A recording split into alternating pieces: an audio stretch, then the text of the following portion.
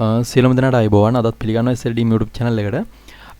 අද කතා කරන්නේ මේ MACD කියන ඉන්ඩිකේටර් එක ගැන. මම ඔයාලට ඊට කලින් කිව්වා මේ ඉන්ඩිකේටර් එක ගැන තමයි අද කතා කරන්න කියලා. අපිත් එක්ක එකතු වෙන්න අපි කොහොමද බලමු මේ ඉන්ඩිකේටර් එක යූස් කරලා ප්‍රොෆිට් කරන්න බලන්න කියලා. ඊට කලින් මතක් කරන්න තියෙන තාමත් අපි subscribe කරලා නැත්නම් දැම්ම පල්ලෙහා තියෙන රතු පාට subscribe button එක click කරලා අපිත් එක්ක එකතු වෙන්න. ඒ වගේම අනිත් දේ තමයි ඔයාලා අපේ වීඩියෝස් බලන නැත්නම් අනිවාර්යෙන් බලන්න. මොකද මම කතා කරලා තියෙන ඉන්ඩිකේටර්ස් කිහිපයක් ගැන ඒ ටික බලලා අයිඩියා ගන්න කොහොමද මේ ඉන්ඩිකේටර් එකත් එක්ක වැඩ කරන්නේ කියලා. හරි අපි බලමු මේ MACD කියන ඉන්ඩිකේටර් එක යූස් කරන්නේ කොහොමද කියලා. ඔයාලා මෙතන moving average වලට උඩින් තියෙන MACD කියලා. ඔයා ඒක ක්ලික් කරන්න. ඒක ක්ලික් කරලා දාගන්න ඕනි. හරි අපි මම දාන විදිය පෙන්නන්නම්. මෙතන යනවා MACD වලට. ඊට පස්සේ මෙතන apply කියන එක ක්ලික් කරගුවම මේ විදිහට අපිට ඒක දාගන්න පුළුවන්. ඊට පස්සේ අපි බලන්න ඕනේ මේකේ වැදගත්කම තමයි මේ බ්‍රේක් කරන තැන් තමයි අපි සැලකිලිමත් වෙන්න ඕනේ. මේ බ්‍රේක් කරන තැන් වලදී මාකට් එක හැරෙන්න පටන් ගන්නවා. ඒ වගේම මෙතන මේ අර මම ඔයාලට කියලා දුන්නා ඉන්ඩිකේටර් එකක්. ඒ ඉන්ඩිකේටර් එක වෙන මේ ඉන්ඩිකේටර් එක අවසම ඔසිලේටර් කියන ඉන්ඩිකේටර් එක. ඒ වගේම තමයි මෙතන ලයින් වගේක් ඔයාලට බලා ගන්න පුළුවන්. ඒ විදිහම තමයි මේ ලයින් දෙක අමතරව තියෙනවා. මේ ලයින් දෙක බ්‍රේක් කරනවා නම් මාකට් එක වෙනස් වෙන්න පටන් ගන්නවා. හරි අපි බලමු ට්‍රේඩ් එකට එන්න වෙලා කොහොමද මේකත් එක්ක වැඩ කරන්නේ කියලා.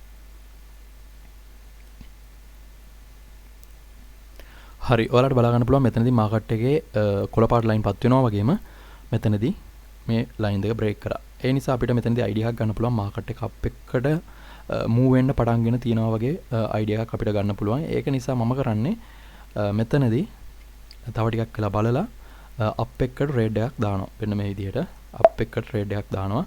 අපි බලමු මොකද වෙන්නේ කියලා. ඔයාලට බලා ගන්න පුළුවන් දැන් මෙතනදී රතු පාට ලයින් පත් වෙලා තියෙනවා. හැබැයි මෙතනදී අපි මේක බ්‍රේක් කරපු ඉඳ තමයි ලයින් එක දැම්මේ. මෙතනදී බ්‍රේක් වෙන්න ගියාට තාම බ්‍රේක් වෙලා නැහැ. පහළට බ්‍රේක් වුණොත් තමයි මේක පහළට ගමන් කරන්නේ. තාම බ්‍රේක් වෙලා නැහැ. ඔයාලට බලා ගන්න පුළුවන් බ්‍රේක් නොවි. ඔයාලා හොඳට බලන්න ඕනේ බ්‍රේක් වෙලා ටිකක් දුර යනකම් ඉඳලා තමයි ට්‍රේඩ් එකක් දාන්න ඕනි. අපි බලමු මේකට මොකද වෙන්නේ කියලා. මාකට් එක ටිකක් මෙතනදී වෙනස් වෙන්න පටන් ගන්න තියෙනවා. ඔයාලට බලා ගන්න පුළුවන්. හරි මේක වින් කරනවා අනිවාර්යෙන්. ඔයාලට බලා ගන්න පුළුවන් ඒක මම වින් කරා.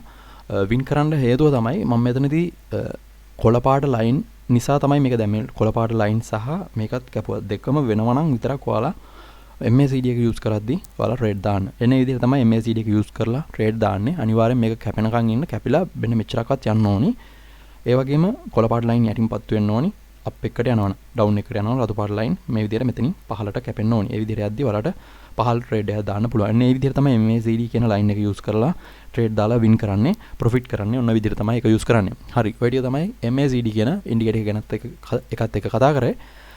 අලුත් වීඩියෝ එකකින් හම්බෙමු. ඊළඟ මම ඔයාලත් එක්ක කතා කරන්න බලාපොරොත්තු වෙන්නේ පැරාබොලික් සා කියන ඉන්ඩිකේටර් එක.